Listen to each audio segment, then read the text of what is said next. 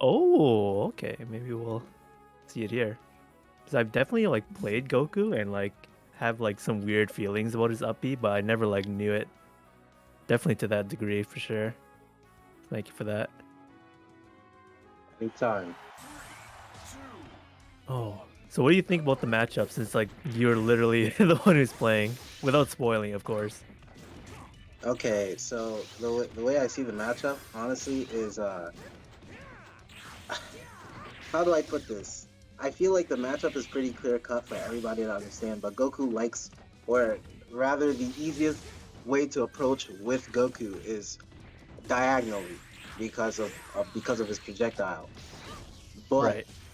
he has other options like flow canceling and horizontal key blast to encourage the opponent to either approach or build up like chip damage, right?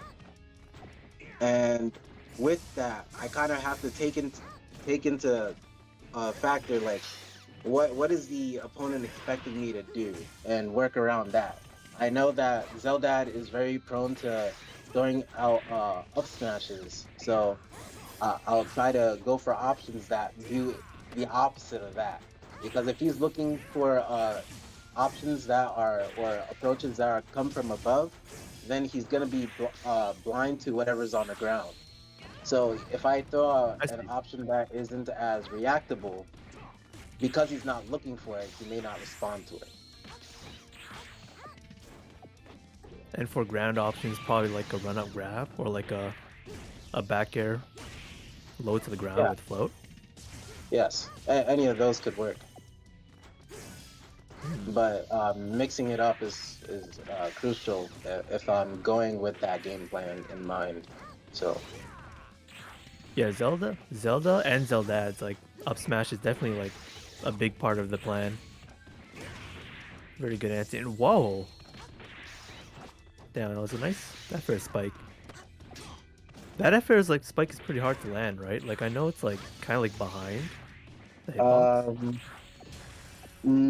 actually, the hitbox is Like like straight up.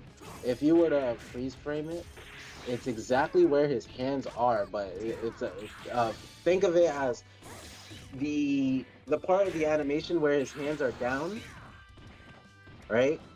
right. The part of the animation where his hands are down, that's where the hitbox is, but it's also like on his legs as well. But the thing is, with Goku's spike, it's less about well, you still need the spacing, but it's less about spacing and more about timing. Because there's a certain frame where the spike box is active. Ah, I see. That's why like Goku will throw out a fair, and instead of it spiking, it just like hits up where like it acts like a DK's fair. Right. So I thought it Yeah. could feel like easier if you like hit it like try hit it as like as late as possible. That's because like the Uh, timing it looks better, sort of it's thing. essentially yeah, but it's more a matter of I don't know, like I've done it and practiced it to the point where it's literally intuitive. There are times where I go for fair and like it's not something I just thought about. It's just something I just did on impulse, you know. But I do think I started off with the idea that when I'm going for fair, I want to set up myself that I'll be just over their heads. I don't want them to be lined up with me perfectly. You know what I'm saying? Like my I head shouldn't see. line up with theirs. Their head should be at my waist. If you go in with a fair at with that mentality and keep practicing like that, you're gonna start landing more of those spikes. Yeah, it's kind of like inner waist. Yeah, it seems it's not like intuitive or like you think it would be like more forward, but it's like not, right? But I do want to add that I mean right now I'm just reaching this level with Goku's fair. Like now I'm able to on occasion like land a fair where the opponent is like directly in front of me and like it still spikes. Like he's not under me, he's like in Whoa, front of me, right? I'm practicing that, I'm that's labbing crazy. and whatnot. But yeah, I still haven't mastered it. But that is pure timing and spacing. Like there's nothing more to it really. Like I can't do that reflexively. The the regular fair though, as long as they're beneath you and you're within the frames in which the fair hitbox is active, you're most likely gonna land that spike. I Honestly, I see. don't even know how I made that comeback because I I know was that I do thinking a that spin. too. You SD'd like Right? 2 or 3 times actually, but bring it back. And now Zelda's taking you to WarioWare. WarioWare is one of Goku's worst stages, if not the worst. Oh really? Why is that? It might simply be because I suck at movement and whatnot, but I don't think even though Goku, he's a fighter who he's a fighter who wants to be closest to his opponent because it's really the only way for him to do severe damage. But if the opponent has tools that are really good at getting people off of them and like like disjoints, fast or long lasting hitboxes and whatnot, it makes it really hard for Goku to manage with the space he's given. If I was a lot better with RC dashes and platform text, like right now I'm getting a little better at Oh ledge wow. cancels. If I was a Down little better smash at kill. that, then this matchup would probably be a lot more doable on WarioWare, but that's not the case. Which is why I feel like a lot of what's perceived as Goku's flaws is really just things that I should be able to do but can't. So, but I'm working on it. One of these days I'll show an optimal Goku. That's my goal. I see. I was thinking that you might like this stage because like the smaller side blast zones will make your kill throws kill that much earlier. But Yeah, yeah, but what you were I don't saying know. about like I don't the understand. distance I movement never too. understood it. I never understood it. Why do people think that I rely on throws? And in fact, I think it's typically harder to land most throws. Like I get that Goku's grab boxes, by the way, is deceptively big. Like it reaches a not a little, far beyond his actual hands, right? But there's so few situations where going for a grab is like going for a grab is balanced out with its risks and rewards. Like there's in most cases that I do go for a grab is usually Oh from my god. bad spacing on shield or like I'm getting it off of like a slide. Was So that like fair I'll you do were like something talking and about before? Was that like that it? The huh? forward fair spike? I think you just like got Yes. it right there. Yes, that's exactly what I was talking about. Oh, that's the first time I've ever seen that. But yeah, what you're talking about is the grab? Yeah, I feel like grab should only really be like used in situations where it's practically guaranteed that you're going to actually get the grab. Because a lot of times, Right. if I back throw Zelda at this percent, it's not gonna kill Zelda. It's not.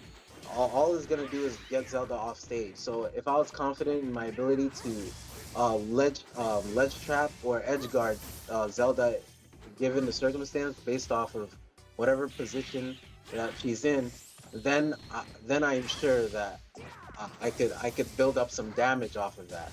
But unless there's a valid reason as to why you want to go for a grab, you just shouldn't do it. Yeah. A It lot of feels like times though, what were you saying? yeah. If you had like a solid like edge guard plan, it would be much better. But like Zelda is kind of tricky. Like she can up B like at any time. You're not quite sure. I'm pretty sure I got it pretty figured Oh out. wow.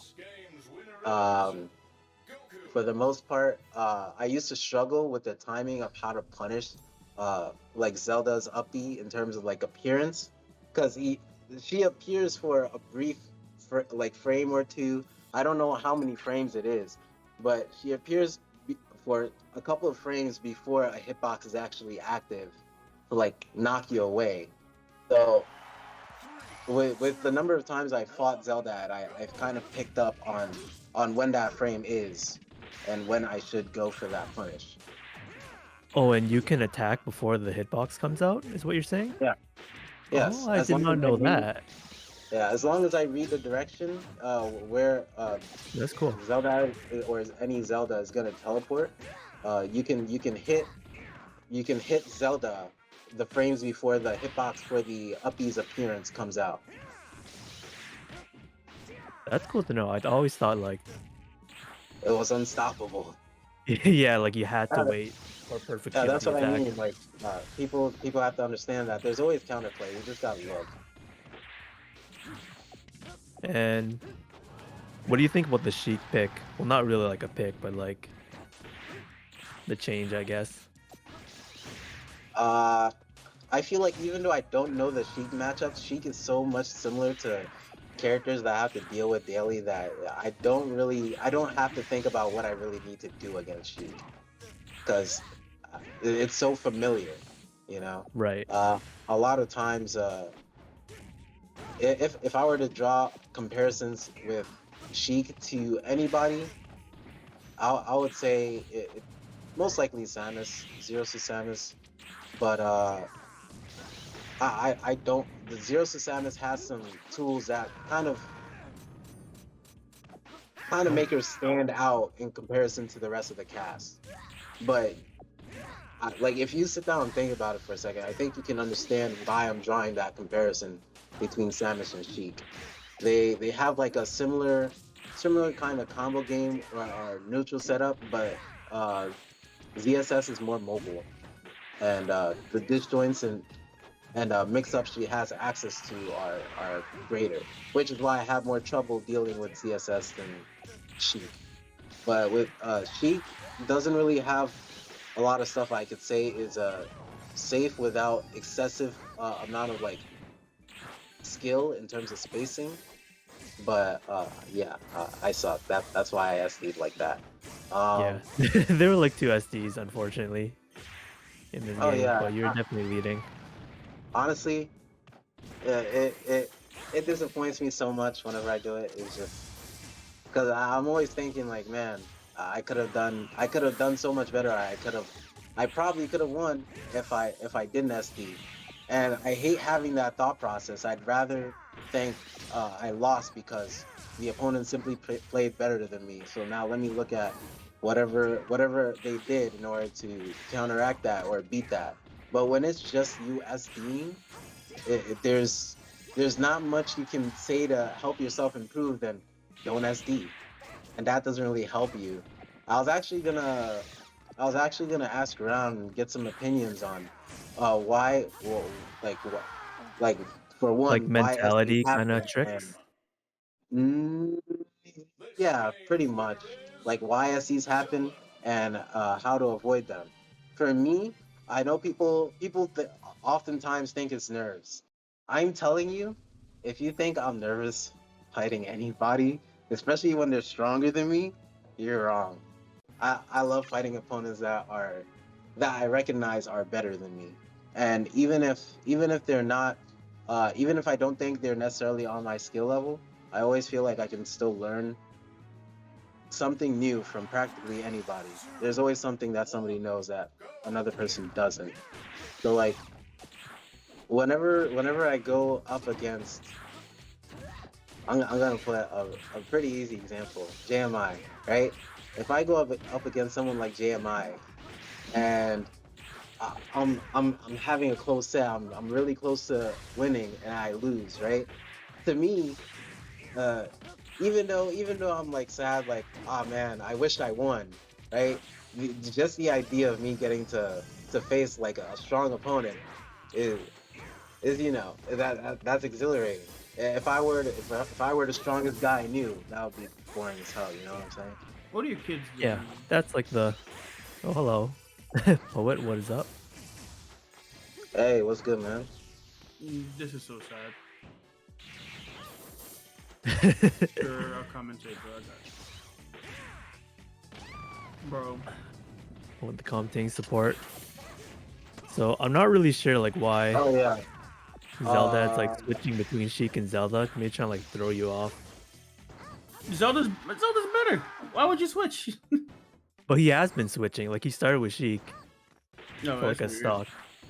And I'm like the not gonna last game. lie. Him switching between Sheik and Zelda, um, kind of helped him out a bit because even though you you may perceive Zelda better than Sheik or the other way around, whatever your opinion is, it's I still have to mid game switch out my game plan. You have to do the same, but you know the characters, and True. you're still fighting the same guy, right?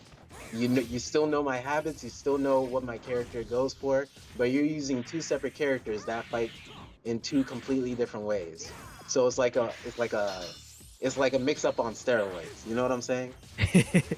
Yeah, you just mixed up like everything. Oh.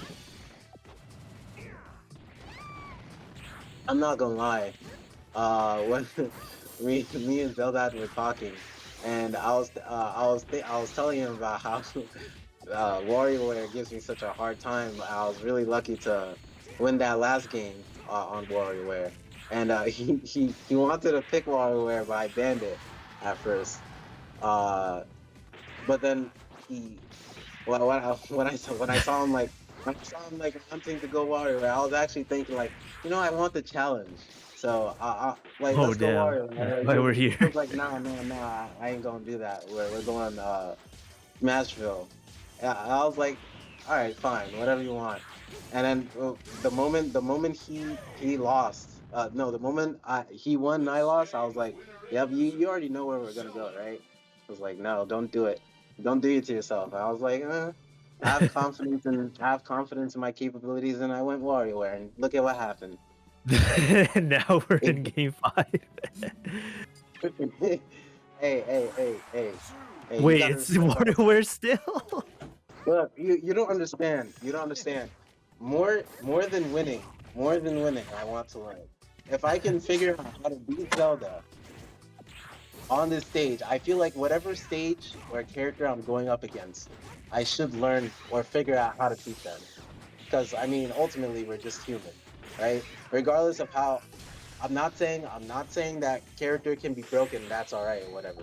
But regardless of what character or stage you're fighting on or Oh, wow. fighting against, I feel like you should actively try to like take steps towards like solving the problems or solutions you think are getting in your way. If you don't do that, then don't even bother mentioning it, because who wants to listen to someone who complains about stuff but doesn't do anything about it? You know what I'm saying? Congratulations, you just took a shot at everybody in the SSF2 community besides myself. Besides yourself. I kind of Hey, agree though, like if you're not like good enough to win the tourney, then you might as well like do things to like practice. I love how you be schmoovin' and then kill yourself. That shit's so. That's the funniest. It's so funny. yeah, There's a lot of yeah. SDs somehow. Like at first I like because I don't necessarily I don't get really nervous, or like that in terms of like tournament and competitive play.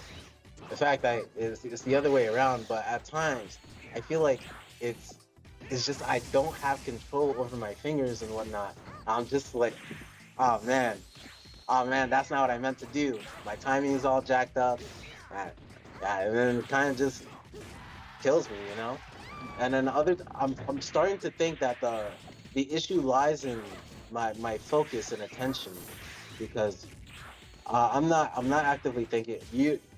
What player actively thinks about how their fingers are moving, unless they're trying to practice a certain movement Unless or you're a tech. peach main. That usually applies like when you're labbing. I usually, whenever the times I'm focused on how my fingers are moving, my timing and whatnot, that those are stuff that I lab. I try to lab it to the extent that when I'm doing it in game, or when I get to the point where I'm using it in a competitive scene, like a tournament or the 5v5, I shouldn't have to think about those individual inputs. Everything should come naturally. Uh, I think Armada said it best when I was looking at one of his YouTube videos on like how to improve and whatnot, because that's really how I started to understand how to play Smash and most fighting games.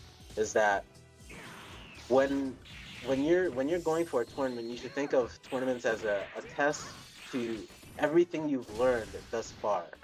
You know, it's not necessarily the same as when you're playing friendlies, because you're actually trying to see where you're at in comparison to others. But that comparison is not as important as a comparison to your previous performance. It is more important to compare your current Oh, God. self to your You could have previous won self, that. but yourself to others. You could have won that, but Oh yeah, GG's to Zeldad. But you could have won too that. good, too good with Bin's fire. He is good at getting those snipes. It that set was weird because it definitely felt like you were leading, but then you Yes, it SD'd one many time. times. I mean, yeah, I SD a lot and I'm kind of stubborn, so yeah.